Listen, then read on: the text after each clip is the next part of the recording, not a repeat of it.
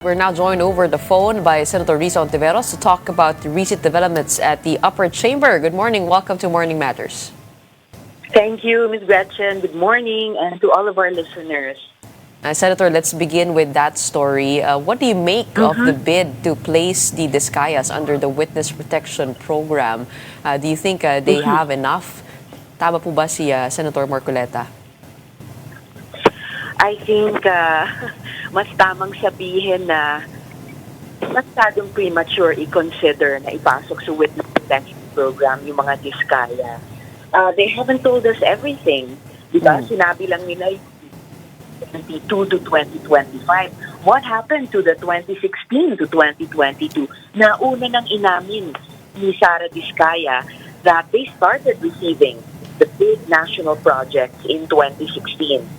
Nasaan rin yung mga ebidensya nila and any other corroborating witnesses doon sa mga pangalan na ibinunyag na nila, diba? And as for that matter of they must return first the money they allegedly stole, sabi naman ni Senator Marcoleta, i-confront daw niya si Secretary Remulla tungkol dyan. But at the very least, I think I agree that they have not qualified to enter the Witness Protection Program as the least guilty and having told everything that they know. Malinaw naman, Ms. Gretchen, na hindi pa nila sinasabi lahat ng katotohanan. Yun nga ho, no? May mga katanungan kung bakit walang impormasyon from 2016 to 2022. Ano po ang inyong pakiramdam? Meron po kayang attempt to whitewash any culpability of the Duterte officials here by the Discayas? Well, if there's any perceived and felt attempt to whitewash, kaya hindi pa pumapayag yung Senado at yung Blue Ribbon Committee na ipasok sila as state witness to the Witness Protection Program of the DOJ. Diba there has to be a sense of confidence and even trust already in the authorities kung i-admit nila ang ilang witnesses dun sa program na iyan. And if they haven't told all, then why would the state extend its highest form of protection for them? Correct. Okay. But on the other end, we also have Bryce Hernandez. Do you think he's qualified to be placed under the Witness Protection Program? Well, none of us are even saying or saying yet na ipasok si Bryce Hernandez dun sa Witness Protection Program. I'm one of the senators who's still looking forward to questioning all of them, no? The Discayas, Bryce Hernandez, and let's go beyond even Bulacan. That's palawakin natin yung scope of investigation because that's just one of the 82 provinces. So I don't think anybody has appeared before as yet sa Blue Ribbon who would qualify to be entered into the Witness Protection Program. Medyo halos kasi simula pa lang yung investigasyon. There are concerns that, with his stay at the Senate, that he could be influenced by the names that he accused here. How does the Senate assure that this won't be a problem? Well, we've had witnesses in our custody and in physical custody at the Senate before. And yet nakita natin, Ms. Gretchen, the investigations on Farmally and on other burning issues of the past few years. We were able to bring those, whether the Senate Committee on Women before or the Blue Ribbon Committee. Naiuwi naman namin yon sa isang maayos na resolution. We came out with valuable findings at nakapaglabas din kami ng mga malalakas na rekomendasyon. So we will do our best also in this case. But do you agree that he be kept at the Senate? Yes, given that was his request? No, it was mostly because yan ang naging desisyon ng Senado. And even early on, yun yung tinusulong ng minority. Diba? So, in-affirm namin kahapon sa session na the decision to bring him back and detain him again at the Senate premises, yun yung tinataguyod ng Senado. Okay, ibig sabihin, kumbaga doon sa area kung saan man siya nakatuloy, hindi papayagan pumunta doon individually ang mga senador? Kasi yun nga po yung parang pinaka-concern. Ni-reiterate ni Senate President kahapon, only his lawyers and the family may visit him there. Hindi kami doon. And regarding that, no, the plenary has been tense in recent days with heated exchanges between Senate President Tito Soto and members of the minority. What are your thoughts on those clashes? Siguro normal lang yan, Ms. Gretchen, when the Senate is setting up its household again after a leadership transition. Basta ang importante para sa akin, the 15 of us in the majority are committed na ipagpatuloy yung iba't ibang mga trabaho ng Senado, whether in plenary or especially also in the committee hearings. Kasi tuloy-tuloy naman yung pagkilos ng committee system namin. Oo, kaya lang ito po yung parang pinakaunang desisyon ni SP Soto, ano? And mukhang he will be met with a lot of resistance from the minority. How do you expect these developments to affect the Senate's work moving forward? Will it always be like this? Do you expect that, these exchanges? I expect, exchanges, ano naman yan par for the course, anytime, but bilang Senate ay deliberative body. Basta again, ang importante para sa akin is dead set ang majority na ipagpatuloy yung trabaho namin sa Senado, whether that's pushing bills into law or sustaining investigations into privileged speeches and resolutions like this Blue Ribbon hearings. Siyempre, yung budget-making process, which we've just started and we're in the middle of, or for that matter, impeachment processes na maya't-maya dumarating sa Senado. So, I'm not worried kung maging tense pa rin or mas relax na yung trabaho namin sa Senado. Ang importante ay the majority is dead set on committing our work, all of us as an institution, at sa ilalim ng bagong liderato ng Senate President Tito Soto. Lumutang nga po yung pangalan ni Senator Alan Peter Cayetano bilang posibleng making a bid for the Senate presidency. Is there a truth to that? Meron po bang bid na yon? At meron po ba kayong concern of any moves to unseat the current Senate President?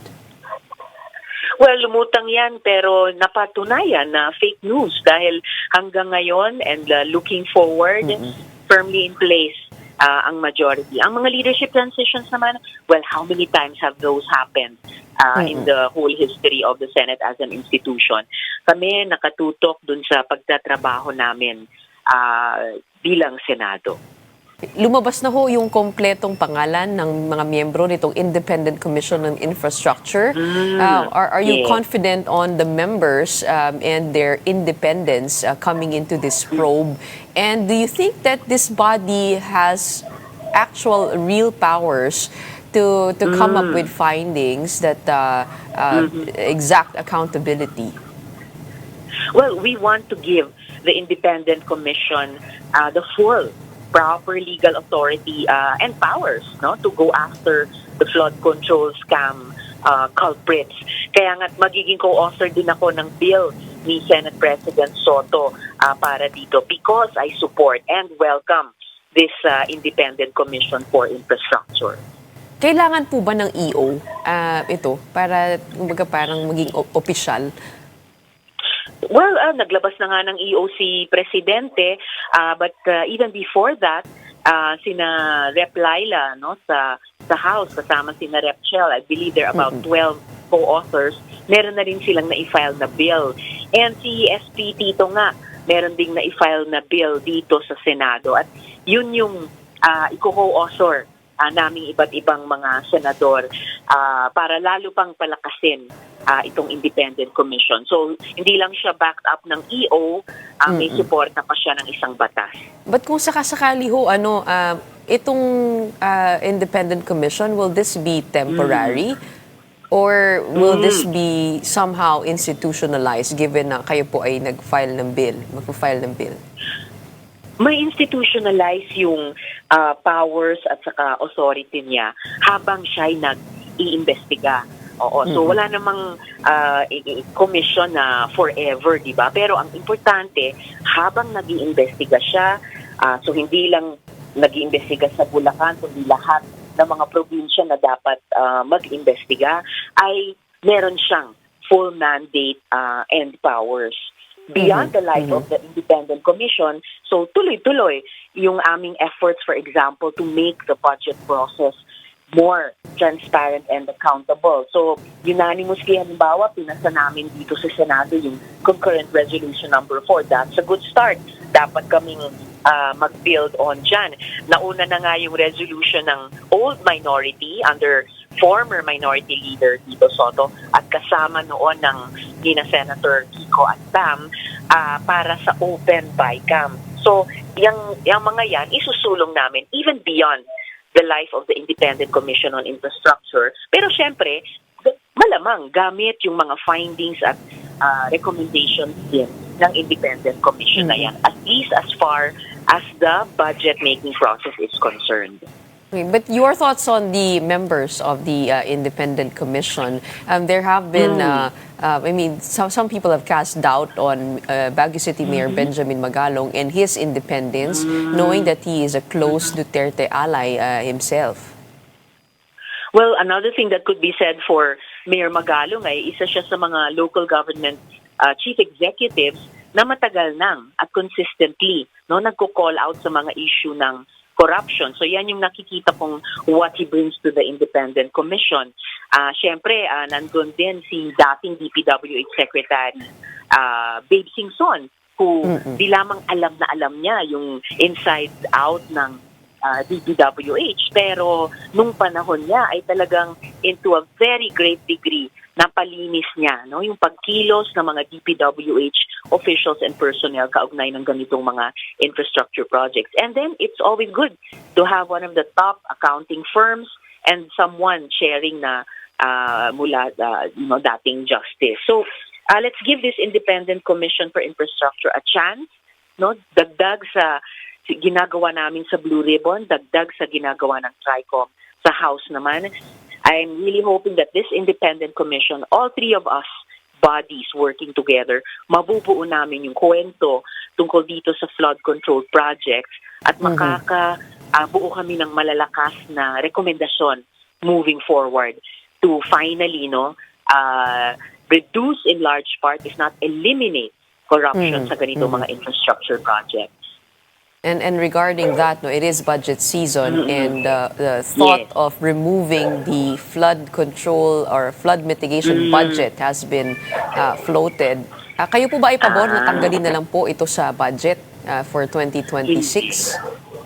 Hindi naman ganon. Medyo nagulat ako sa ganon. Feeling ko medyo overreaction kasi talagang dapat linisin ang anumang korupsyon, whether sa flood control projects na kinorap or sa ibang mga infrastructure projects na kinurap o kahit sa ibang mga programa, activities, projects na kinurap sa mga nakaraang taon. But, totoo namang binabagyo tayo several times a year, every year.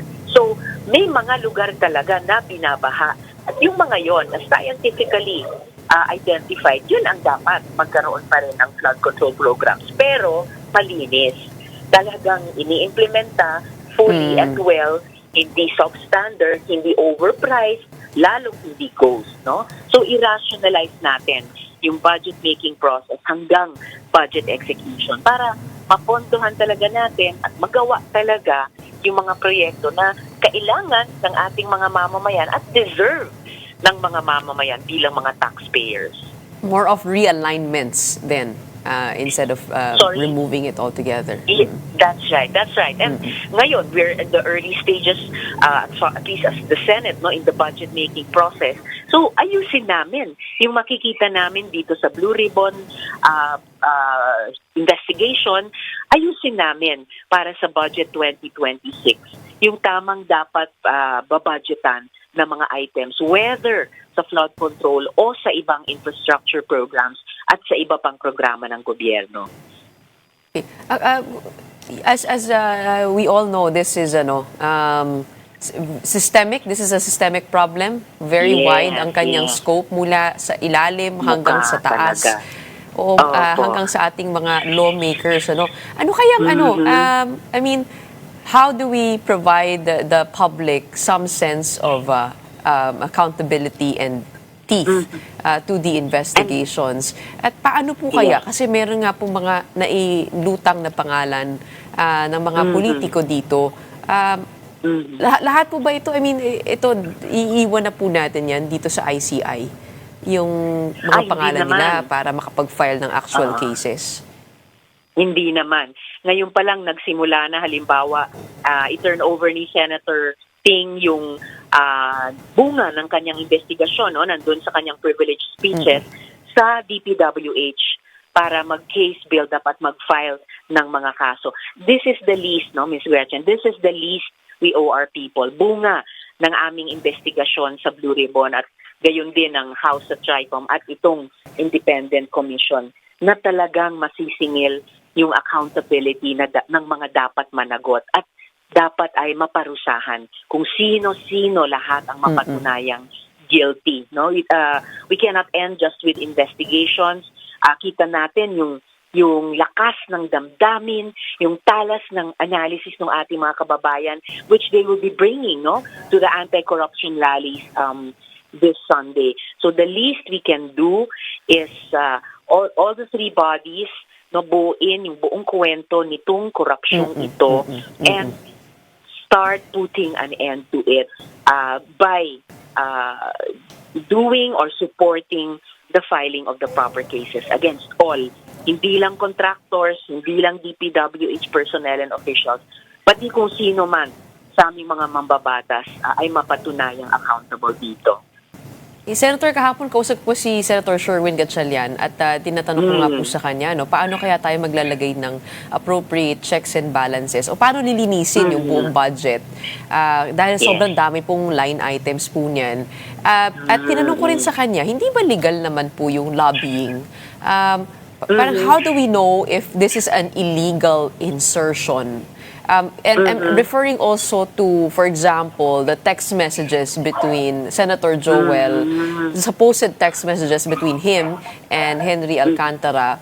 Hindi po ba on your end, itong pakikipag-coordinate with the departments, a part of the process of the discussions on the budget? So how do we know, how do we sift through all this data and determine ano po yung legal at illegal?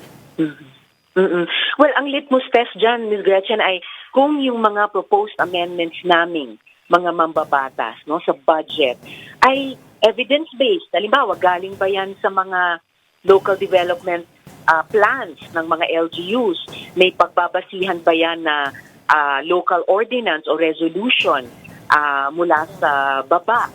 Yan ba ay may program of works? Yan ba ay ma-monitor talaga on the ground na actually under construction or actually nagawa, no, na kumpleto at nagagamit ng maayos? All of these are also covered by warranties. No, yung halimbawa, flood control projects, may 5-year warranty yan. At kung at any time in the 5 years masira, dapat, ito yung sinulo ko sa DPWH at pumayag sila, dapat i-repair or ayusin ng contractor at no cost to government. And finally, I guess the greatest check and balance would be itong efforts namin dun sa Open BICAM resolution at pati sa concurrent resolution number 4 na ipinasa ng buong Senado na gawing transparent and accountable yung buong budget process. From the NEP, yung President's Budget o yung National Expenditure Program hanggang sa General Appropriations Act. And yung transparency and accountability dyan ay dahil dapat i-identify sino sa amin ang nag-propose ng ganito o ganyang amendment. Para kung magka-problema somewhere down the road, di ba, it comes back to us. And correct. Mas mabilis kaming mananagot. Hindi kailangang investigahan. Kami, yung DPWH na nag-implementa niyan, yung contractors na nag-construct niyan, lahat kami dapat ay madaling gawing accountable ng ating mga mamamayan dahil naging mas transparent yung buong process niyan. Yung pangalan ho ni Congressman Zaldico, ito nga po ay nababanggit in line with those insertions. Sa aking understanding, tama po ba na, the Senate would most likely or cannot summon a congressman to the hearing? Oh, the Blue Ribbon could summon or invite anyone. Nauna nang may representative na humarap sa amin nung nakaraan, si Representative Toby Chanco. So kung sa move ng sino mang miyembro ng komite at sa desisyon ng chair, pwedeng mag-imbita kahit ng fellow legislator mula sa kabilang house. So pwede po. Usually lang may interparliamentary courtesy. Yung interparliamentary courtesy ay halimbawa hindi na pinasumpa si Representative Toby Chanco. May presumption yung chair ng Blue Ribbon na magsasabi naman siya ng totoo. So, yun yung mga interparliamentary courtesy namin sa isa't isa. You have been given the Senate Committee on Health and Demography. Yes. Oo. Kayo naman po, ano pong mga plano po ninyo? I mean, we're coming from, I guess, yung all this talk about the DOH budget being, the subsidy being scrapped, no? Ano pong mga pagbabago ang hinahabol po ninyo? Babalikan namin yung kinuhang so-called excess funds ng PhilHealth kasi yan talaga by law ay nasa kamay dapat ng PhilHealth para sa kanyang mga miyembro. Imagine katakataka ngayong taon na zero ang PhilHealth, diba? Walang nakuha. Mula sa dapat sana 69.8 billion hanggang 74.4 billion pesos mula sa sin tax para sa implementasyon ng Universal Healthcare Law. Babalikan po namin kasi maling-maling ginawa yon last year at dapat ibalik talaga sa PhilHealth. If you can tell, Ms. Gretchen, excited akong simulan ng trabaho bilang chairperson ulit ng Senate Committee on Health. In fact, hinanda na akong agenda para sa first 100 days. Okay, isa doon. Reklamo sa opisina ko regarding yung service sa public hospitals. Ang gagawin kong aksyon ay random visit para marinig yung mga hinaing na mga pasyente, mga doktor, mga hospital administrators. Halimbawa, tungkol sa zero balance billing or tungkol dun sa maisip, yung subsidy para sa ating indigent patients. If you recall, nagkaroon ng viral Facebook post tungkol sa East Avenue Medical Center. Ang nangyari doon, yung sumbong ay pagkuha ng dugo, hindi daw magawa ng maayos. Tapos kinailangan pa niyang kumuha ng wheelchair para sa tatay niya na kalaunan, namatay pa. Sisilipin din ngayon ng Committee on Health yung zero balance billing implementation. Kaugnay ng DOH law, sisilipin namin yung powers ng Department of Health para sila yung magtakda ng bed capacity ng mga ospital. Gagawin din namin mas sustainable at universal, yung zero balance billing. Halimbawa, dapat kasi, Ms. Gretchen, yung zero balance billing, pinapairal talaga sa lahat ng public hospitals at health facilities. Of course, kahit may zero balance billing, hindi ibig sabihin na malapit na yung full implementation ng universal healthcare. Marami pang problema ang lumalabas na aming pipilipin, tulad ng bed capacity ratio o yung kakulangan ng DOH retained hospitals o the fact na wala pang universal coverage. Titingnan din ng Committee on Health kung kailangan pa ang public audit yan sa maisip, at yung zero balance billing by Commission on Audit. Pati ko bang kung legitimate ba yung claims at ano ba yung kalidad ng nakuhang serbisyo ng ating mga pasyente at mamamayan. Kasi nakakagaan man yung maisip, kulang siya, kinakapos pa rin, Gusto natin i-streamline na ang mga health assistance program. Kasi kung ganito, baka sakaling, ma-address ang mga issue. Gaya ng, imagine, pagtanggi ng mga doktor sa mga guarantee letter para sa kanilang professional fees. Di ba dapat covered yon? O pati na rin yung di umano'y fixers at scammers sa maisip at saka sa zero balance billing. Tututukan ko rin yung mga sumbong tungkol sa anti-hospital deposit law at anti-hospital detention bill. Imagine, may mga reklamo pa rin na hindi pinapalabas ng mga ospital ang mga pasyente, kanilang mga bantay. O kaya di nire-release ang labi ng pasyente dahil hindi makapagbayad. O bahala ko rin simulan yung mga pag-release tungkol sa mga barangay health centers para masigurado na tunay na abot kamay ng lahat ang pagpapagamot gusto ko ring itulak ang isa sa mga happy bills tungkol sa pagtatayo ng Philippine Geriatric Center na isang specialty hospital para sa mga senior citizens. At syempre, patuloy ang pag-aaral ng aking opisina kung paano mas mapapabuti ang kalagayan ng mga healthcare workers natin sa lahat ng public at private hospitals. Tututukan din natin ang iba pang pansala patungkol sa pagtatayo ng ospital para sa mga OFWs. Pati na rin ang mga panukala tungkol sa tuberculosis, autism, at mental health. So, lahat ng ito ay tungo sa pagtupad ng pangarap natin na magka-universal healthcare. And of course, kaugnay niya, iko-convene ko rin ang Congressional Oversight Committee on Universal Healthcare. So, yan yung mga plano ko para sa Committee on Health moving forward. I'm very, very excited. I can feel it definitely. Okay. Is that the reason why you declined the Blue Ribbon Committee chairmanship? Nag-usap naman kami tungkol dyan at ang consensus naman talaga namin, si Senator Ping ang mag-chair sa Blue Ribbon. And yes, I'm very happy to chair the Committee on Health again after 9 years. Okay, welcome back. Congratulations on Thank that. you. And can't wait to see the Salamat. developments that you mentioned para mapatibay pa natin implementasyon ng Universal Healthcare Law. In the meantime, maraming salamat po sa inyong oras for today. Salamat din, Gretchen. All right, thank you very much. Talking about flood control and health, we have Senator Risa Hontiveros.